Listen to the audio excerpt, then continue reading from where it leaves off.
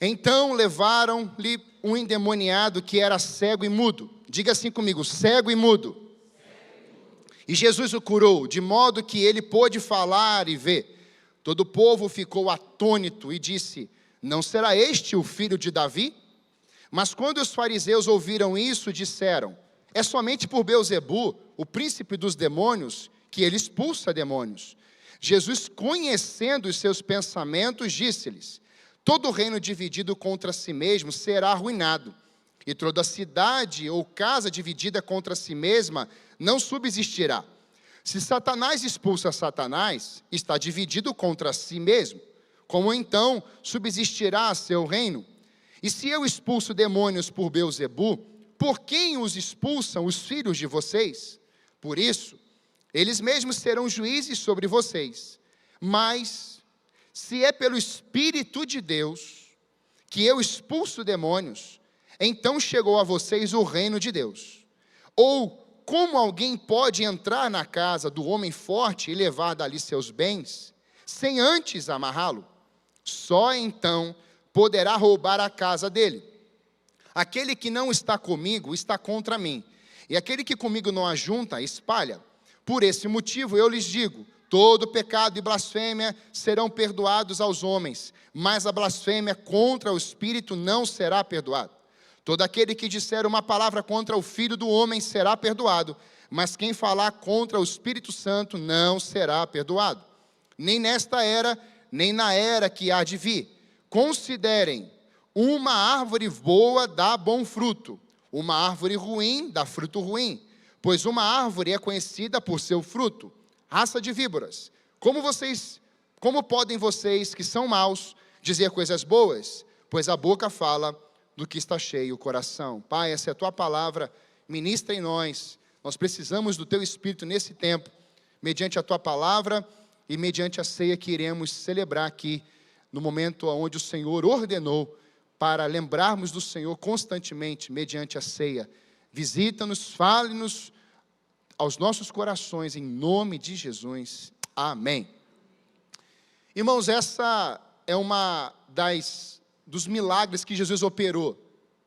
E nós estamos numa sequência, trabalhando vários milagres. Talvez a gente consiga chegar no 35º, que foram 35 milagres que Jesus operou no seu ministério terreno.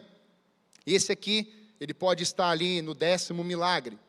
Então, diante disso, nós entendemos que como a gente sempre colocou, cada milagre, Jesus tinha como plano, como objetivo, cumprir um propósito.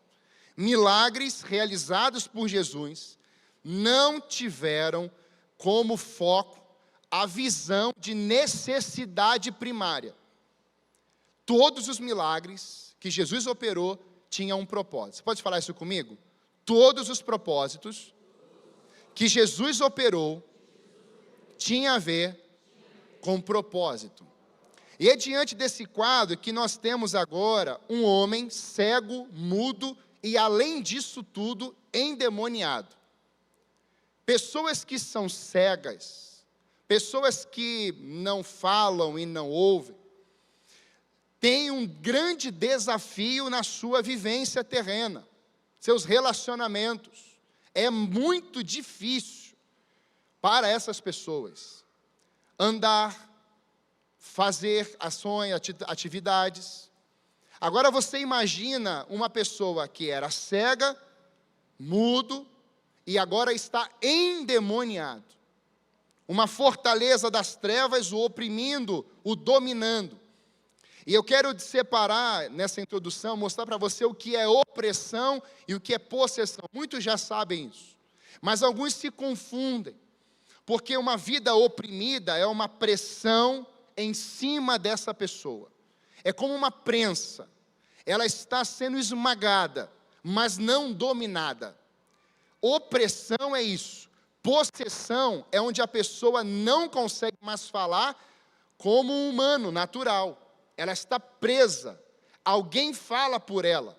Ela não consegue mais enxergar a partir da visão humana. Alguém está a cegando ou fazendo ela enxergar outras coisas. Então é diante desse quadro que nós temos uma pessoa que é cega, ele é mudo, e agora ele não consegue não somente ver fisicamente, ouvir e falar fisicamente, mas ele também está aprisionado por entidades. Pessoa cega, o diabo a cegou, a governou e a dominou. E aqui eu queria que você entendesse que isso aconteceu com a nação de Israel muitas vezes. Não no âmbito do endemoniamento, mas a nação de Israel, por vezes, ficou cega e a nação de Israel ficou muda. Quando você tem um momento em que o povo está diante da serpente de bronze, que Deus manda construir essa serpente, por causa de um pecado, por causa dos pecados, ali houve as serpentes, as cobras picaram o povo, e por o povo ser curado, Deus levanta um poste, né, com uma serpente de bronze, quem olhasse para aquela serpente era curado do efeito do veneno que estava naquelas vidas. Isso era uma mensagem para o futuro, aonde Jesus Cristo está subindo, né, no madeiro, na cruz, e toda a humanidade que foi picada pelo pecado, ou seja, o veneno, o único antídoto era o sangue de Cristo, para perdoar e purificar todos nós de todo o pecado. Amém? E agora esse povo, passam-se os anos, que esse poste de bronze estava lá com a serpente de bronze. Esse povo agora que foi curado, o tempo vai passando, e eles estão olhando para aquela serpente de bronze, e já não estão mais olhando com aquela voz, aquele entendimento da cura, mas agora o povo já está idolatrando e se prostrando diante daquele poste. Idolatria. E idolatria é feitiçaria. Sabe quantos anos esse poste com a serpente de bronze ficou sendo adorada e erguida naquele lugar? 700 anos. O rei Ezequias é levantado por Deus, e uma das primeiras ações que ele faz era acabar com esse movimento pagão, fazer a limpeza e destruir a serpente de bronze. Porque um povo fica cego, surdo, e muitos estão alimentados pelas trevas. O que o diabo faz nessa era? Ele quer cegar o entendimento de muitos. E o meu povo peca por falta de conhecimento. Então são duas coisas que acontecem. Esse povo estava olhando para uma serpente de bronze, que era exatamente a palavra que Deus tinha dito para eles serem curados. Mas passa um tempo, agora esse povo está cego, esse povo está surdo, esse povo está mudo, e esse povo agora está se prostrando diante daquele poste. Pastor, onde é que o senhor quer chegar com tudo isso? Na trajetória, no caminhar do cristianismo, no início, você tinha olhos por Deus. Você ouvia a palavra de Deus. Você levantava cedo e ia para o seu secreto. Você levantava cedo e ia pegar sua Bíblia e ler. Você tinha os olhos focados no trono da glória de Deus. Você era faminto e sedento pelas coisas de Deus. Você evangelizava as pessoas. Você conversava com o poste. Você pregava para as cadeiras. Você pregava para as paredes. Você tinha algo que eu poderia chamar, que é luz na mente e o fogo no coração. Uma frase de Jonathan Edwards. Onde nós éramos famintos por Deus, mas o progresso, no percurso, a gente começa a ficar cego e mudo. Alguma coisa acontece. É diferente do profeta Isaías, do capítulo 6. Esse profeta, ele já está profetizando do capítulo 1 ao capítulo 5, e agora ele está dizendo, ai de vós, mas no capítulo 6, Deus aprova Isaías de ter um encontro com ele, os seus olhos agora estão vendo o trono da glória de Deus, esse ambiente, essa atmosfera tomada pela presença do Senhor, aquele ambiente de santidade, um ambiente puro, um ambiente santo. E Isaías agora vai dizer que quando ele vê o Senhor sentado no alto e sublime trono, sai uma tenaz, uma brasa, gruda na língua dele, e muda e queima a sua língua, porque os seus olhos agora foram tocados pelo trono de Deus, a glória de Deus, e porque os seus olhos foram tocados, sua língua foi tocada, suas mãos foram tocadas, agora ele vai dizer, Senhor, eis-me aqui, envia-me a mim. Nós precisamos, em nome de Jesus, termos um encontro com aquele que é o Rei dos Reis, Senhor dos Senhores, aquele que está sentado no alto e sublime trono, para que os nossos olhos possam voltar a enxergar, para que os nossos ouvidos possam voltar a ouvir, para que as nossas mãos possam voltar a tocar, para que os nossos pés continuem a caminhar, isso dentro de um propósito celestial do céu para a terra. Quantos querem passar a ouvir, passar a falar, passar a enxergar, passar a tocar mediante ao encontro com o Senhor? Por isso, eu creio que você vai sair daqui não só experimentando essa libertação, mas a cura. Jesus libertou e Jesus curou esse homem. Eu, meditando nesse texto, eu comecei a pensar em algumas pessoas na Bíblia. Quando a gente olha para a Bíblia, a gente percebe que Moisés, ele antes de chegar na sarça, ele estava fazendo um trabalho normal, cuidando das ovelhas do seu sogro. E ali ele tem um encontro com Deus. O fogo entra no interior dele, entra nos olhos, ele fica tomado por Deus. E é diante disso que eu quero que você guarde essa palavra nessa manhã. Como você chegou aqui? Talvez a gente chegue num ambiente desse, a gente continue com as nossas movimentações, porque o interior está muito agitado. A gente não consegue parar. Olha para o teu vizinho e fala assim: para um pouquinho, você vai ouvir essa palavra agora, ela vai transformar a tua vida. Aquieta o seu coração, porque é a palavra. Deixa que nada te distraia. Nada. Deus não quer somente libertar vidas nessa manhã, mas Deus também deseja curá-las. E a primeira lição que eu queria deixar com você, dentro dessa visão bíblica para nós, é que nós precisamos entender que no mesmo ambiente podemos ser alvo de admiração e hostilidade. Olha comigo o verso 23 do capítulo 12 que lemos. Verso 23 do capítulo 12 que lemos. Todo o povo ficou atônito e disse: não será este o filho de Davi? Esse povo aqui que está declarando isso, ele ficou o quê? Perplexo, admirado. Mas se você ver alguma coisa, algumas palavras anteriormente, você vai perceber que havia um problema naquele lugar. Mesmo às vezes, diante de problemas e suas resoluções, nós não conseguimos destacar o nome do Senhor.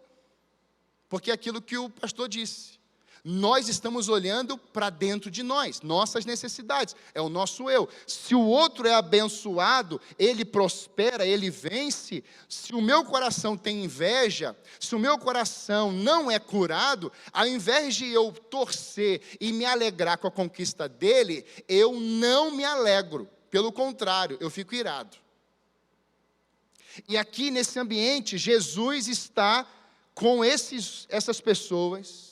Jesus, ele vai resolver cura à distância 2 momentos, irmãos.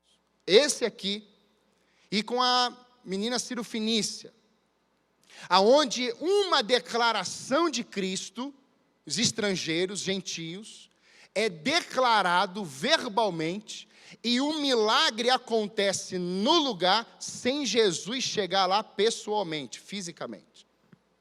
Por que isso acontece? Porque Jesus, só Jesus, é onisciente, onipresente e onipotente. São os únicos atributos exclusivos que somente Jesus tem, mas ninguém tem. Jesus dá uma palavra aqui agora e resolve lá no Japão. Você ora o nome de Jesus aqui, você ora o nome de Jesus no Japão, Jesus Cristo ouve as 2 pessoas orando. Só Ele faz isso. Só Ele é assim, mas ninguém faz isso. É por isso que o único intermediador entre Deus e os homens é Cristo, o Filho de Deus. Nesse ambiente, nós percebemos que 2 grupos, temos pelo menos 2. Um grupo se admira, fica admirado. Mas o outro grupo é hostil. Você já esteve em lugares que algumas pessoas te admiram, até elogiam, mas no mesmo ambiente alguém faz aquele semblante para você do tipo, vai rir uma coisa que você contou, a pessoa não ri, não, a pessoa diz assim, ó, Você não quer rir, não ri, né? Você contou uma coisa tão engraçada. Tem pessoas que estão no mesmo ambiente. Você percebe que algumas pessoas abrem o braço, né? E não é braço falso, é um braço. Vem cá, que bom te ver. Que bom ver o Daniel tocando bateria. Que bom ver esse menino casado. Que bom ver aqui pessoas. Mas tem pessoas que no mesmo ambiente, dessa alegria contagiante, dessa graça, tem gente que chega e fala assim: ué, mas o que é isso? Qual o nome disso? Infelizmente, nós temos isso no nosso meio. Porque aqui, Jesus Cristo vai destacar isso. Os escribas e os fariseus verbalizavam hostilidade em direção a quem? Jesus. Mas Jesus libertou o homem e curou o homem. Jesus Cristo tirou o demônio dele. Jesus Cristo deu vista ao cego. Jesus Cristo deu o poder da fala.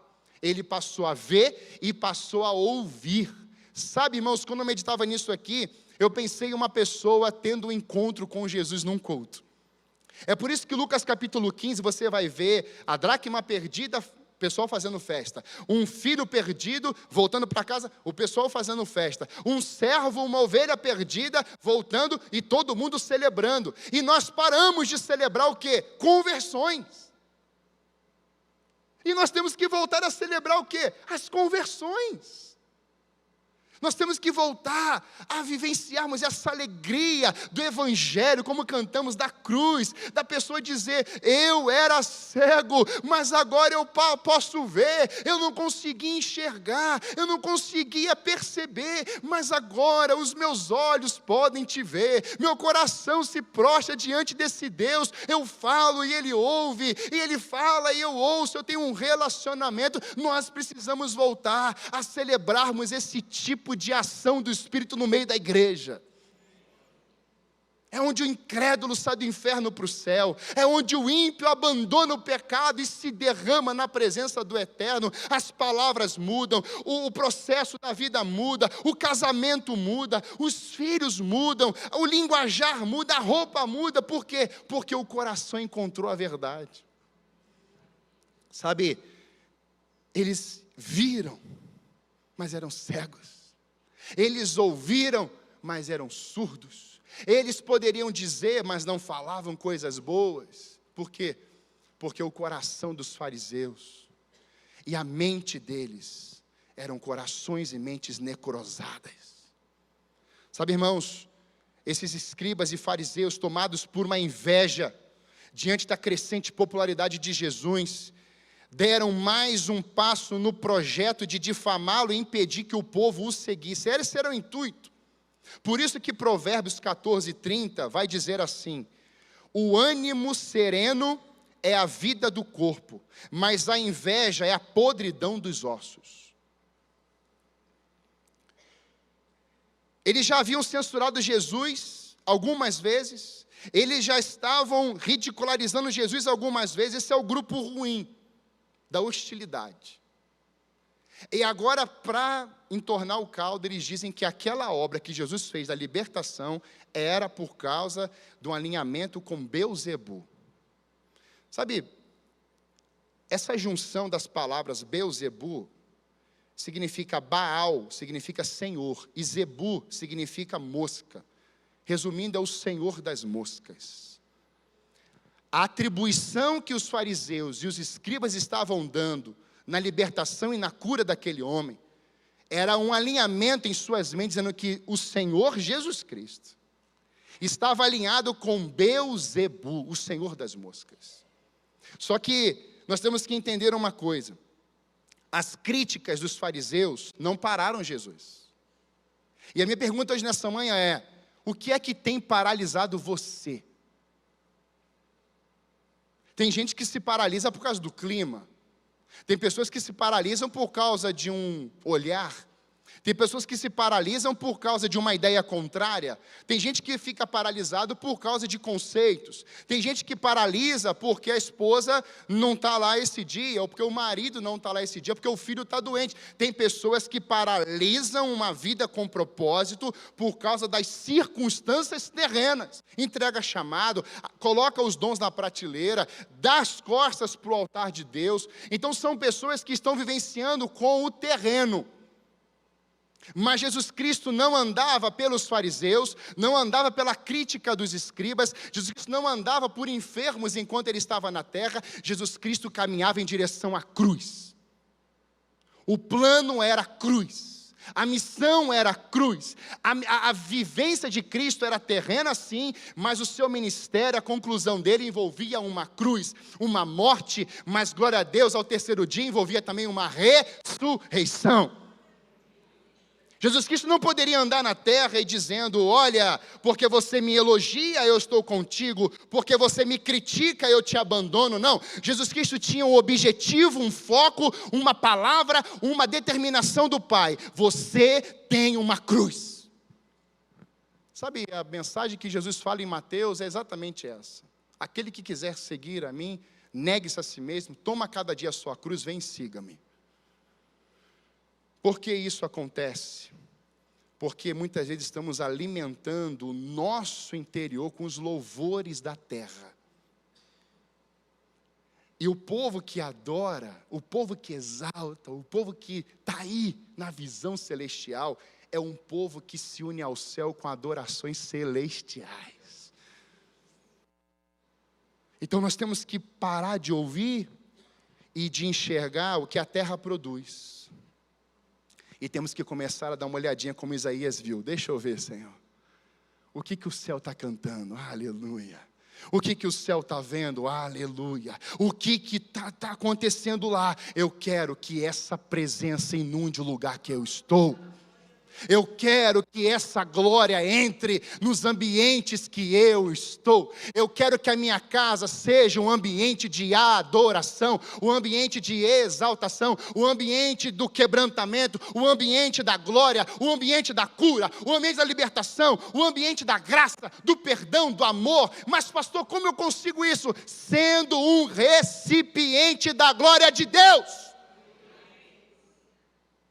Se creres, verás a glória de Deus. Aqui Marta, Maria, ele diz, Lázaro vem para fora. Se você crer, você verá a glória de Deus. Mas ele está morto, vem Lázaro para fora. É mais ou menos assim, viram? Eu não disse aí antes? Jesus está falando isso para nós hoje. Eu vou manifestar a minha glória no meio da igreja. Mas precisa, 3 améns aqui. Vou falar de novo. Deus quer se manifestar no meio do seu povo, amém? Mas o povo não precisa e não pode ser crítico como os fariseus. Oh, glória!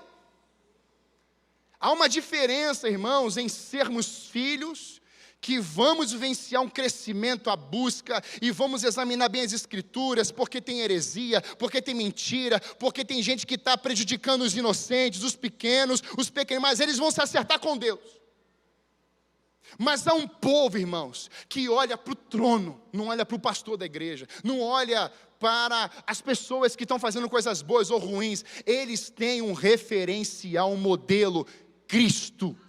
E a partir do Cristo, as pessoas que aqui sobem, que falam, que proclamam, elas precisam dar direcionamentos a quem? A Cristo. Por isso que Paulo vai dizer, sede meus imitadores, como eu sou de... A base de Paulo não eram as igrejas, irmãos, porque ele apanhava muito até por elas. A base do apóstolo, e olha que interessante, o apóstolo Paulo perseguia os cristãos, matava-os. Ele era cego espiritualmente. Quando ele tem um encontro com Cristo, no caminho de Damasco, em Atos 9, ele fica cego fisicamente, mas ele passa a enxergar espiritualmente. O que a mensagem está mostrando é que houve um simbolismo, uma representação de como que Saulo estava por de dentro antes. Como que Saulo estava antes? Cego, de ódio. Eu tenho que matar esses crentes, eu tenho que matar esses judeus, eu tenho que fazer isso aqui. Passa o momento da conversão em Atos 9, no caminho de Damasco, Saulo fica cego.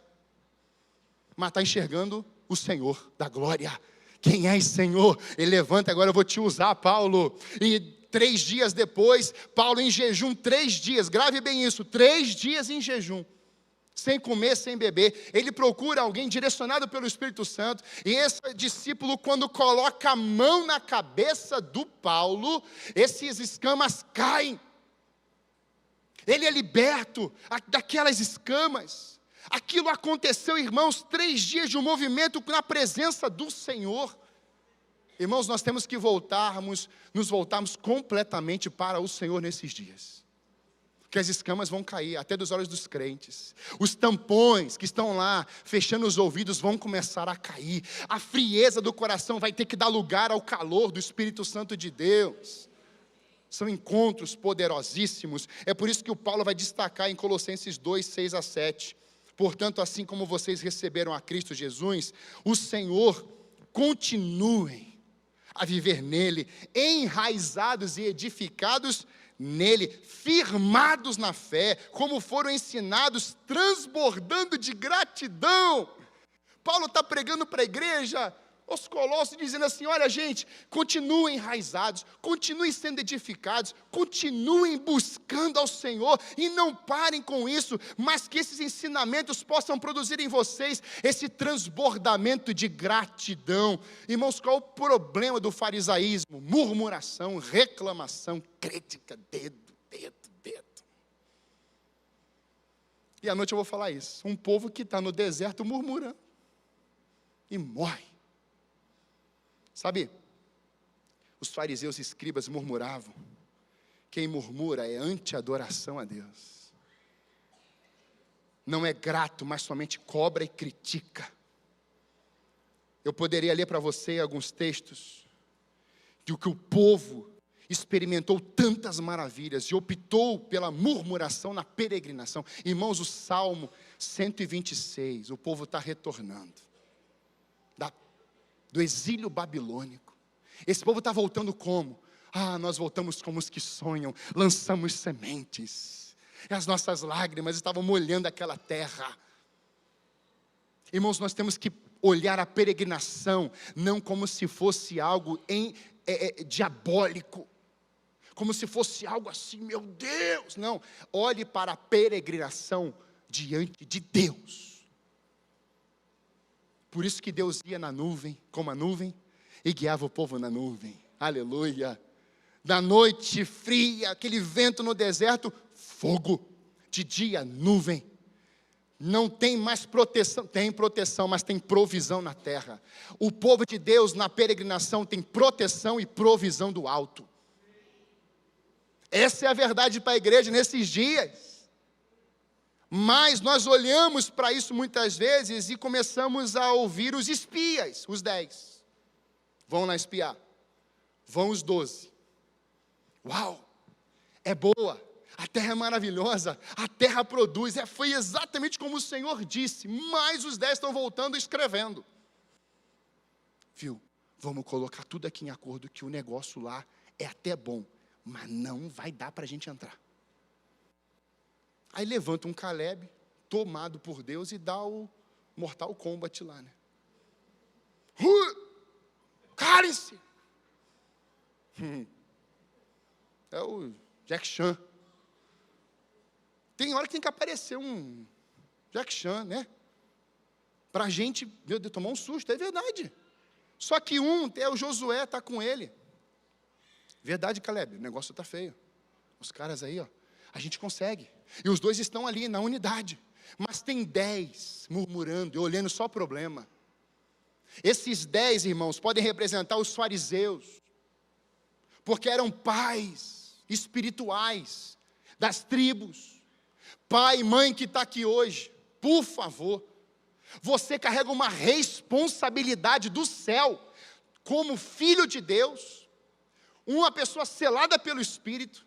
Mas uma autoridade, irmãos, Deus colocou em você, pai e mãe, também autoridade espiritual. Então, quando você estiver diante de desafios, seus filhos estão te vendo e ouvindo. Você está diante de um problema, seus filhos estão diante de você vendo e ouvindo. Esses dias a minha filha me constrangeu, a mais nova, a mais velha, você já sabe. Mas a mais nova chegou para mim e falou assim: pai, eu nem esperava ela falar aquilo. Ela falou assim: pai, como eu te amo. Eu falei assim: glória a Deus, minha filha, que bênção. Mas pai, como eu te amo, porque o Senhor de manhã levanta animado, o Senhor está à noite aí animado. Eu falei assim: vem cá, filha, deixa eu te falar uma coisa. O papai um dia ia para o inferno. Ela: eu sei, pai, eu sei. Então, por mais que os problemas estejam, são realidades, irmãos. Você acha que o meu pai está ali com 70 anos, cuidando dos irmãos dele, investindo nos irmãos dele, batalhando 40 e tantos anos de ministério, libertando endemoniado na boca de favela, tirando gente lá da confusão? Lá eu lembro disso, com 10 anos. Você acha que quem sustentou essa família? Quem que sustenta a minha família? Quem que sustenta a sua família? É a nuvem, é a glória, é a presença dEle, e Ele é a nossa provisão. É o Senhor. É Ele. Ninguém daquela geração entrou na terra prometida, mas os dois que viram o Senhor, que falaram diante das coisas do Senhor, eles entraram. Tem uma terra que mana leite e mel para vocês, se chama céu. Olha o teu vizinho e fala assim: ó, tem uma terra maravilhosa e não é aqui.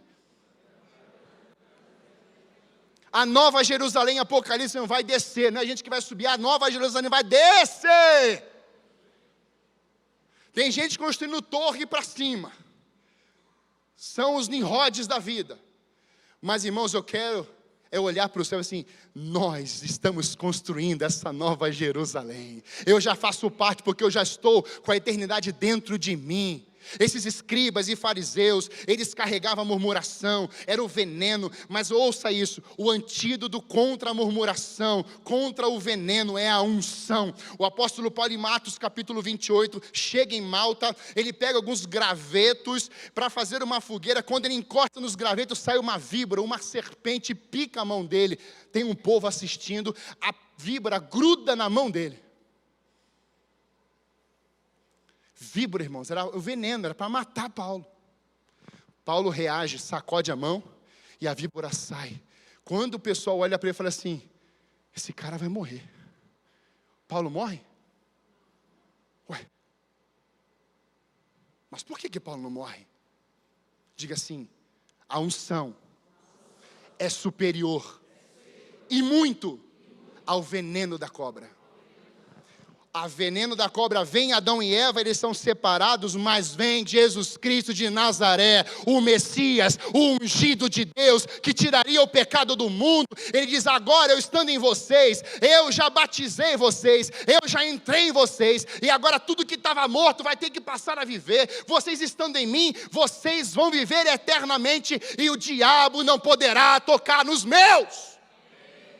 Nós temos que agarrar essa verdade e sairmos daqui hoje impulsionados. Mesmo que o veneno da cobra tente me picar, ou até me pique, com um problema, com uma dor, com alguma situação, a unção que está em mim é superior a esse veneno das trevas. Nós temos que agarrar isso nesses dias. Por isso, precisamos reconhecer que a unção do Espírito tem poder para nos renovar e fazer com que o nosso coração não hospede lixos. Irmãos, uma geração que está carregando lixos. Os escribas e fariseus carregando lixos. Olha que interessante. Eles ensinavam as leis, a Torá toda. Eles tinham 600 e poucas leis decoradas. Então o problema não era o ensino. O problema era o odre velho. Aí Jesus vem e fala assim: olha, para ter vinho novo, tem que ser odre novo. Não, a gente não quer ser odre novo, muito menos um vinho novo. A gente quer continuar lá. Pois é. Quando eu olho para isso, Jesus Cristo está nos mostrando que essa figura do Espírito em nós, de nos renovar, nós não podemos hospedar mais lixos. Não era a lei, não era o ensinamento. Jesus fala para eles: ouçam os ensinamentos, mas não os copiem, porque não fazem conforme a minha palavra. os meus ensinamentos. Não fazem com a vida, mas falam, mas não enxergam. Não conseguem revelar o novo nascimento, não conseguem revelar a regeneração, não conseguem revelar a nova vida em Cristo. Mas estão lá com a lei, mas aquele que tropeça em uma vírgula da lei, tropeçou em tudo. O rei Davi, no Salmo 23, vai dizer: unges a minha cabeça, colhe meu cálice e transborda. Qual é a renovação que precisamos hoje mediante a unção? É o Espírito, irmãos. É o Espírito que vai nos renovando, é o Espírito que vai trazendo isso para nós. E Davi vai vencer isso 3 vezes em casa, em Judá e diante de todo Israel. Foram quase 20 anos para ele ser ungido e chegar na posição de rei de Israel em definitivo. Davi precisou de renovo. Davi precisou ter esses encontros com o Senhor. E sabe, a figura aqui também de Davi vai mostrar para nós essa figura do pastor que cuida das ovelhas. Por que que nós precisamos desse renovo? Para você não alimentar lixos. Irmãos, a ovelha, esse sermão, essa oração do Salmo 23, mostra isso para nós. O pastor, ele pegava todas as ovelhas e levava para o aprisco. As ovelhas davam cabeçadas, às vezes, nas cercas, nas madeiras, e machucavam o casco. Então, ali acumulava, sabe o quê? Diga comigo: moscas, insetos, e ficava inflamado. Sabe a quem os fariseus atribuíram a cura, a libertação daquele endemoniado, cego e surdo e mudo? Sabe a quem eles deram ênfase? Beelzebu, o senhor das moscas. Olha a figura do pastor agora. Isso aqui ministrou muito ao meu coração. Beelzebu é o deus da mosca. Então, onde tem sujeira, ele entra. Ele hospeda. E o negócio vai ficando pior. Aí inflama. Depois vai necrosar. Não tem jeito, não escapa. Mas o pastor, e a figura do pastor aqui é Jesus. Em João diz que ele é o bom, que dá a vida pelas suas. Mas em João também diz que ele é a porta. Então o pastor no tempo de Davi, que é ele está colocando as ovelhas no aprisco, mas Davi, na figura do caminhar judaico, era pegar o óleo era o remédio, e colocava exatamente nas feridas, na parte do nariz, na parte do ouvido, aonde acumulava os insetos. E repare que essa parte aqui é a parte da cabeça. Todas as ovelhas que saíam do campo iam passando pela porta para ficar no aprisco. O pastor está na porta ungindo, entra, remédio entra, remédio entra, remédio entra. E depois você vai poder olhar em João que Jesus Cristo é essa folha. Ele está na porta, Ele está cuidando dos seus, e quando você está sendo elevado para o campo, Ele está lá com você, mas na noite você vem para o aprisco, para o cuidado do Senhor, você vai dormir. Jesus Cristo está na porta, dizendo renovo sobre você, renovo sobre você, renovo, você descansa, e aí você passa pela porta, e você vai para o campo, mas Ele está na porta, novamente assim: vai meu filho, vai ovelha.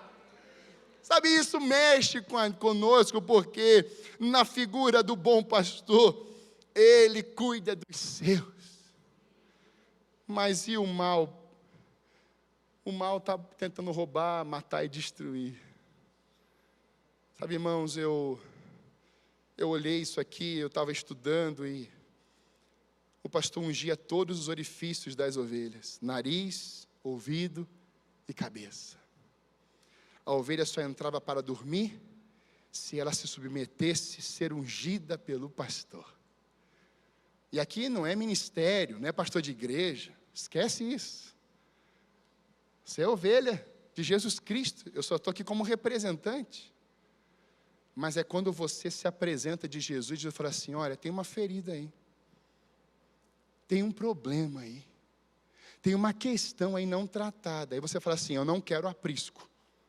Então não é Jesus que te tira do aprisco, é você que não quer entrar no aprisco, é você que não quer passar pela porta. Viu, tem um pecado aí que aconteceu lá, eu já venci isso. Passa pela porta, recebe essa unção do Espírito, esse selo, e vem habitar comigo. Aleluia.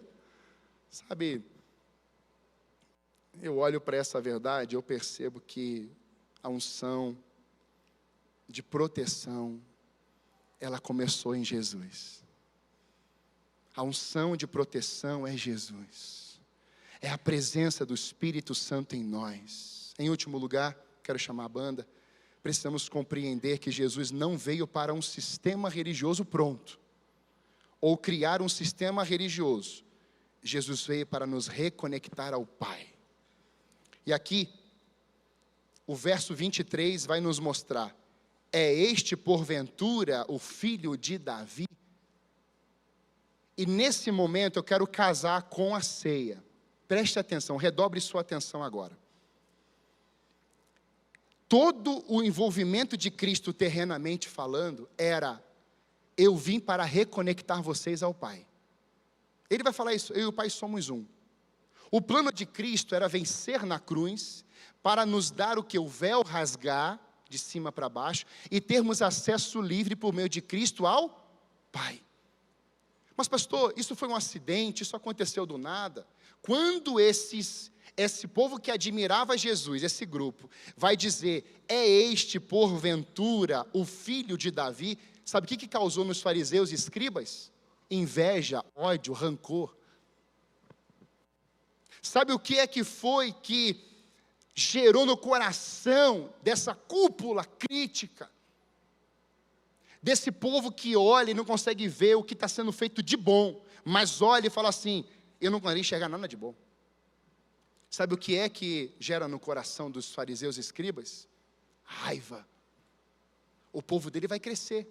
O povo dele está dizendo agora que ele é pai, de que ele é Senhor, de que ele é Deus. Isso é blasfêmia. É diante desse quadro que eu quero só te mostrar alguns textos para a gente fechar e fazermos a ceia, aonde você tem um apontamento da vinda dessa expressão filho de Davi. O que a Bíblia fala sobre isso? Marcos 12, 35 a 36, acompanha na tela. Ensinando no templo, Jesus perguntou: como os mestres da lei dizem que o Cristo é filho de Davi? O próprio Davi falando pelo Espírito Santo. O próprio Davi falando pelo... Olha isso aqui. Eles estavam questionando essa caminhada de Jesus com o Espírito Santo.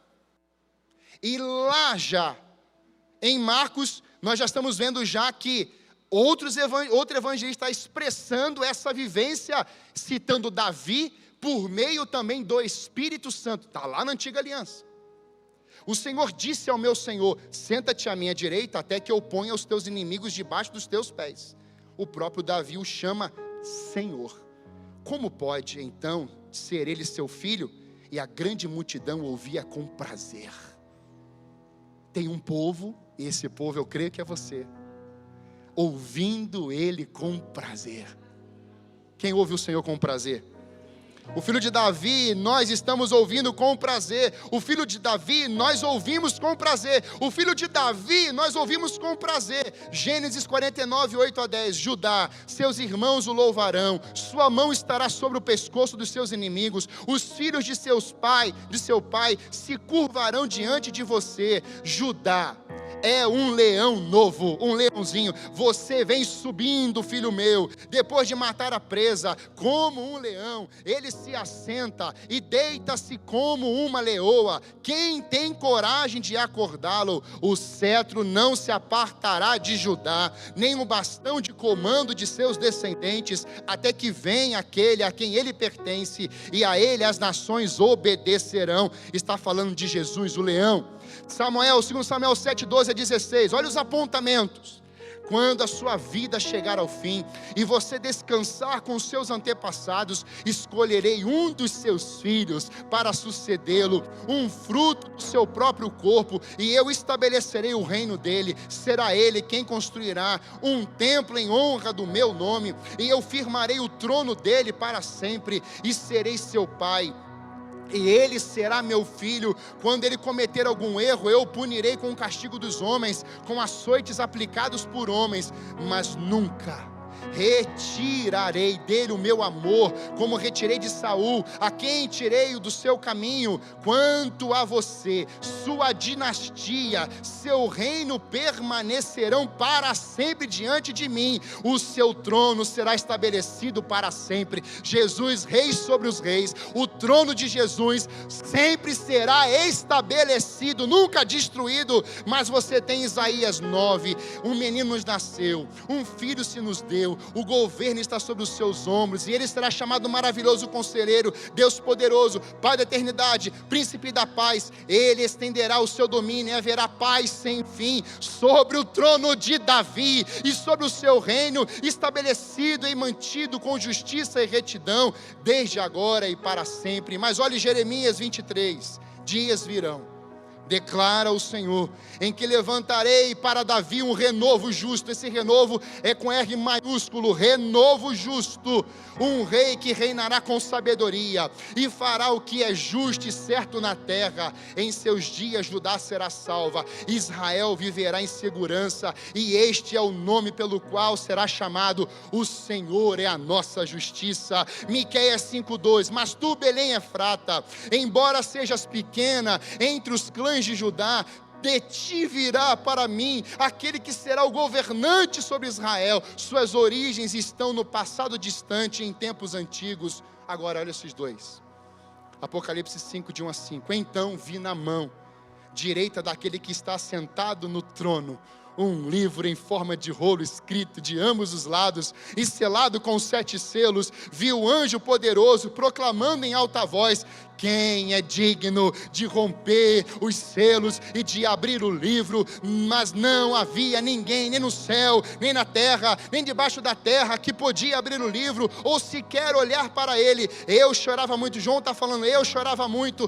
porque não se encontrou ninguém que fosse digno de abrir o livro e de olhar para ele. Então um dos anciãos me disse: não chore, eis que o leão da tribo de Judá, a raiz de Davi, venceu para sempre. O livro e seus 7 selos. E Apocalipse 22 vai dizer, o último capítulo da Bíblia, eu te trouxe de Gênesis até Apocalipse. Então, eu quero que a igreja fique de pé, por favor.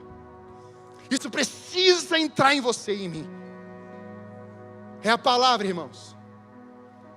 Então o anjo me mostrou o rio da vida, que claro como cristal, fluía do trono de Deus e do Cordeiro, no meio da rua principal da cidade, de cada lado do rio. Não distribuo ainda, só um pouquinho. Então o anjo me mostrou o rio da água da vida, que claro como cristal, fluía do trono de Deus e do Cordeiro, no meio da rua principal da cidade. De cada lado do rio estava a árvore da vida, que frutifica 12 vezes por ano, uma por mês. As folhas das árvores servem para a cura das nações. Olha isso aqui, continua. Já não haverá maldição nenhuma. O trono de Deus e do Cordeiro estará na cidade, e os seus servos lhe servirão. Olha isso aqui. Os servos lhe servirão. Quem é servo de Deus? Você é servo de Deus porque o governo está sobre você.